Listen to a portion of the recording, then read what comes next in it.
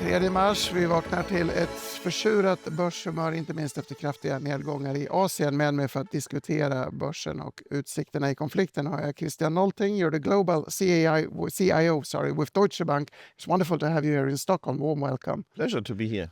And I appreciate your timing. This is quite a dramatic morning. We had a firm closing, an optimistic closing in American Wall Street yesterday, but it soured considerably in Asia overnight. Your thoughts on that? Yeah, well, I honestly was a bit surprised that the US even managed to be positive yesterday. Normally, you would expect some downside in the market. So I think the market is waking up a little bit to reality, if I may say. So you see Asia coming down and futures also being down, which is, I think, in a geopolitical event, not so surprising. It's not so surprising. My guess is that we've had a lot of buy the dip success. This strategy has worked so well on Wall Street for a long time. Maybe that explains some of the optimism. Yeah, I think so. So I think there's optimism in the market that the conflict won't last too long, which couldn't be the case, right? Mm-hmm. So we don't know at this point in time. But buying the dip was always successful, so probably markets is doing that. But I think in geopolitical conflict, you would not expect this to last 1 day or 4 days. No. So it will be a bit longer. And even President Trump said it will be a bit longer. And I think because of this, you will see heightened volatility now for a certain period of time. My second guess would be that Venezuela gave us an example of how quick conflicts could be resolved when you apply that to Iran, which is obviously a bit too optimistic. Yeah, I don't want to comment on military strategy because I'm not familiar with that, but I think it was a complete different target in Venezuela than Iran, right? One thing that surprised me, the Nikkei was down 3%, dramatic enough, of course, but the Kospi, the Korean stock market is down well over 7% as we speak. Any thoughts on the magnitude of that particular market? Yeah, I think what you see in such geopolitical events normally is that the winners are sold first. And if you look at the performance year to date, even South Korea has done extremely well. There are some specific stocks which are doing extremely well. They are sold, and that's why the index is also substantially down. But you mentioned SK Hynix in this context just for... Yeah, but exactly. But I think that's something you need to take into account, right? So the more the performance up, probably you see volatility and sell-side pressure at this point in time. It's an interesting point. Could I apply that to yesterday in Europe? We saw banks, for example, coming down. It was not clear to me why this happened, but they're obviously the winners of last year. Yeah, exactly. So you saw extremely positive performance of banks, but of course, whenever there is uncertainty about the economic outlook, of course, you will sell banks first because what does it make to the economy? And of course, banks are cyclical to the economy. So that's why I think it's a normal reaction. But it doesn't change, by the way, our outlook for banks longer term. So from that perspective, we are still positive on financials in general. But they are winners and they're cyclical in nature. So as a Swede, I could take that into consideration. We have a lot of cyclical industrial companies as well. As do the Germans, of course. Yes. I want to come back to Germany soon, but I also want to mention that we had some reports on strikes against the U.S. Embassy in Riyadh overnight and a bit of a bigger magnitude in Iranians' willingness or ability to strike back at seemingly surprising targets for me as well. Yeah, I would say in this war, don't be surprised, if I may say, right? Yeah. You see actions from either side, and so it will be very volatile. And again, it's not a question of days. I think it will take a bit longer, and that's also what was confirmed by the US side. So I think we will continue to see that happening, unfortunately. But it will create volatility in markets. So I'm not surprised by this kind of reaction in the markets. We started seeing volatility in oil markets, obviously. VTI is at 73, but Brent oil up to around $80 per barrel overnight. I would have expected even more, given the drama of the situation, the gravity. Yeah, I think if you look at the curve, right? So if you look a little bit out, the oil price is coming down already. So we have this massive backwardation in the curve. So the market is obviously expecting that not to last too long.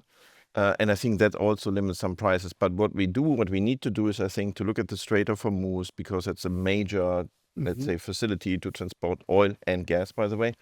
And so I think that's really a very important point, what's happening there. Another important aspect of that point seems to be the ability or the willingness to keep the strait closed for a longer time. I mean, Iran supposedly need the money, and we're not sure if they're capable. Do you have any thoughts on the time dimension here? Yeah, look, I think I'm not so sure it's in the interest of Iran to keep it closed because, as you rightly said, right, so that's also their revenues if they export oil, especially to Asia, by the way, China, Japan, South Korea as well. So I think there are some statements as well that they Chinese are saying, let's try to keep it open.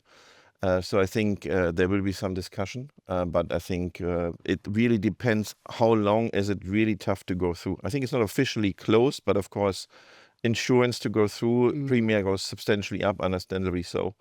So from that perspective, I think that's really important to watch what's happening there. I think that's the most important. If you want to watch this unemotionally, you need to look at energy prices, and that really depends a lot on the Strait of Hormuz.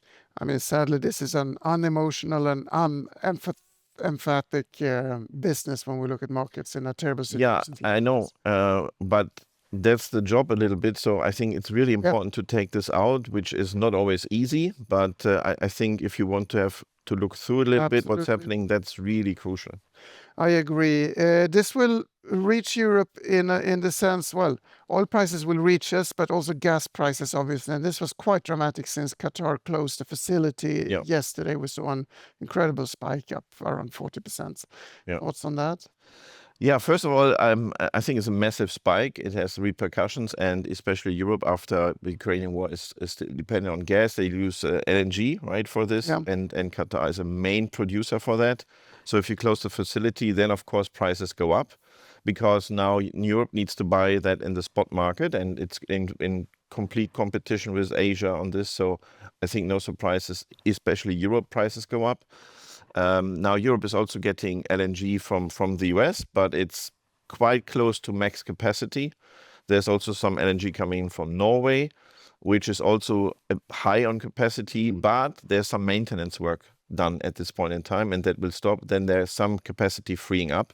But for the time being, I think it's a massive spike because if you close that facility as a main exporter, then there's some reaction on the price. I think there's also a spike in the learning curve here. We learned the hard way about energy. I mean, the Germans should know about nuclear energy. Of course, we bought energy from Russia through Ukraine, and now we realize that we're buying energy that comes through Qatar. I'm not sure if everybody was aware about the political situation here. Well, somehow it's obviously related, right? So, but of course, you need to diversify your energy as well. It's not so easy, not done in a day, obviously. And I think in Germany, especially, also gas storage is at relatively low levels these days. It's honestly a quite tough winter, long winter. And then, of course, the question is about restocking. I think now, obviously, it's March, so it's getting better. That's not starting at the beginning of winter, which is good news, but then restocking is also an issue. But if Norway is able to deliver a bit more, then it should be fine over the summer. Should we worry in Sweden for higher electricity bill? I mean, we have our own power sources, but we're still impacted by gas prices here. Yeah, I think that really depends on how long is that conflict happening, how long does it last. I think we have been calculating if it's, say, 4 to 6 weeks, you see energy prices substantially higher. That honestly can still be digested. Yeah, of course, you see inflation going higher. I think if it's longer than 6 weeks and goes into 3-4 months, then you would see an impact on inflation, on energy prices. And of course, that's a negative outcome then. I want to talk more about that. I just want to mention that coal prices have surged more than 8% as well. This is obviously a follow-up on heating, alternative heating costs coming up. But you German, we've been waiting for the German recovery, the industrial recovery in Germany. We saw PMI spike up a little bit. We saw IFO, positive signs. And now there's a potential headwind, obviously. Higher energy costs will be a bad thing for the German industry. Yeah, that's true. But again, it really depends on how long does it take in the Middle East. If it's 4 to 6 weeks, then it should be digestible. If it's longer, then you have higher energy prices. In general, though, I have to say we are a bit more positive on Germany because now there's a lot of spending going on. And so this fiscal spending also eventually will lead up to higher growth rates. There's also a positive effect, if I may say, there's more working days this year than last year because holidays are more on a weekend, and that has implications on the economy. We should not forget about this. So we are quite confident. Then again, if it's not a month-long, let's say, war we have in the Middle East, that we see growth from the German economy. That's positive. So we return, this is the same conclusion as with the banks. We stay at the positive scenario as long as it doesn't get too prolonged or too expanded? Yeah, I would say so. Energy prices is the main driver from that perspective. And so which sectors are impacted? I think if energy prices would stay higher, you see higher energy prices, you see consumption to go down. It's not that the whole economy then massively slows, to be very honest. Yes, you have to deal with that, but you also saw that the economy could be dealing with that in 22 and 23. So it's not immediately going into a recession where it would be then negative. But that's, from my point of view, not the case. It will cost some growth if you have higher energy prices, but we are still not forecasting a recession. This is a region of the world that just stands for roughly 2% of global GDP. So the impact economically should be limited to what we just talked about, energy prices. Is that on the global economy? But if you really would see energy prices higher for quite a long time, of course, then you cannot neglect some implications there. I noticed that Philip Lane, obviously the chief economist within the ECB, discussed this very dynamic. A prolonged conflict would be a driver of inflation. You mentioned inflation. I understand that the answer would be somewhat the same as when I talk about economic impact, but if it goes on for longer, also the inflation risks. I mean, that's what you saw in markets yesterday as well, right? While equities in the US were slightly positive, you saw bond yields rising. You saw that in Europe happening as well. And of course, here the market is looking at the inflation. And there you can see that happening. By the way, we've always been a bit cautious that inflation is not going down so quickly for several reasons. You saw also electricity prices staying elevated as a function of AI as well. Let's not forget about this. And that's why there's a lot of focus on inflation. And if inflation stays higher, then the Fed is not so easy for the Fed to cut. We were not thinking that the ECB would cut. So then I think any cuts are ruled out if it stays longer. And from that perspective, it really has implications. And that's why we look at the energy prices transition via inflation. And I think that's the key aspect here. Key aspect to watch. We booked this interview a couple of days ago before this war broke out. I imagine we would have been talking about AI if it wasn't for Iran. Any thoughts on market's ability to focus on one thing at a time? Do we forget about something very important while we talk about war and attacks in? I think the market is very rational, to be very honest. You also saw that topic, software as a service, is being discussed. I've not seen a massive recovery at this point in time. So the market will look into these sectors as well. I think, honestly, I'm always asked, is that the end of the boom in AI? We think there's still structural change. And from that perspective, I'm saying it's probably healthy that some sectors are thought of what's the consequences. If the market would not do that, you go to, let's say, a massive upside, and then you see a big bust at one point in time. So I think the market, discussing who is impacted and who is profiting from that, I think is rather healthy, to be very honest. And we still think there's a lot of structural change coming from the AI side. So we don't think it's already done now. There's a lot of investments happening, but not always in the same sectors, right? It's really differentiating. And by the way, this is also continuing maybe a bit under the surface because everyone is looking at in the Middle East, but that's still what the market is discussing. So we're hoping we can get a reasonably limited conflict, and then we can go back to talk about AI disruption. It will still happen and beneath the surface, I'm sure. We learned a few things. That we learned that US dollar is still the go-to currency when things get really dramatic, which I think is maybe not totally unexpected, but interesting in a way. Yeah, but so I think that's not a surprise, to be very honest. And we saw the dollar strengthening yesterday. Maybe the bigger surprise was on treasuries because we didn't see yields coming down. But that, I think, is the function of energy prices going higher, the inflation discussion we just had. If you look at the dollar, I think longer term, yes, the dollar's importance globally is slightly going lower, but we are not forecasting the dollar to massively be weaker. Because think of it, if the currency is massively weaker, you import inflation again.